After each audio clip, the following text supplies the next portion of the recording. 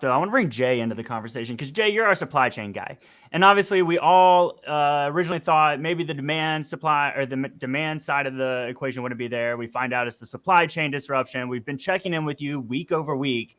Where are we now? Are we seeing any update on the amount of boats decreasing, or supply chain goods just finally making it to retailers in time for the holiday season? Can you enlighten us where we are?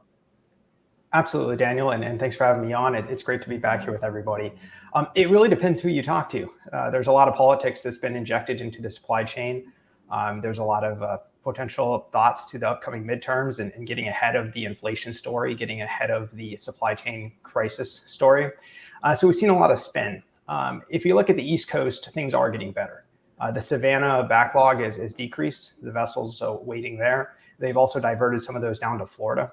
So we've seen some improvements on the East Coast. Now, if we switch over to the West Coast, we look at LA Long Beach. Those are the two largest ports in the country, making up of over 30% of our imports. And if we look at that situation, each week the port talks about how the situation is improving.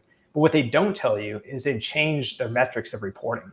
About a month ago, they came up with a new queuing system that requires ships to stay 150 miles off the coast until they have a guaranteed berth.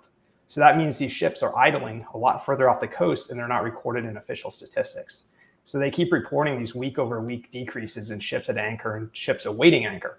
However, if we include the ships that are between 150 and 500 miles in a holding pattern, waiting for that anchor slot, we're actually at or near all-time highs in congestion. So if anything, LA Long Beach is as worse as we've seen it all year.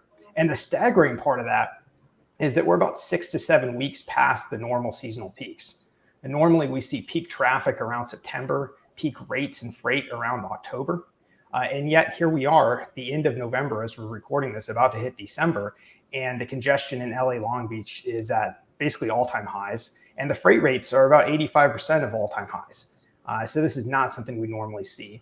One additional wrinkle to bring up is in Vancouver. A lot of the ships had been rerouted up there because there'd been historically, or over the last year, less congestion in Canada. But there was big flooding in Vancouver that has shut off rail lines for the last 2 weeks. So now the congestion off of Vancouver is at all-time highs. So it's just hit after hit after hit on the West Coast. We're not seeing a lot of easing there, but we are seeing improvements on the East Coast.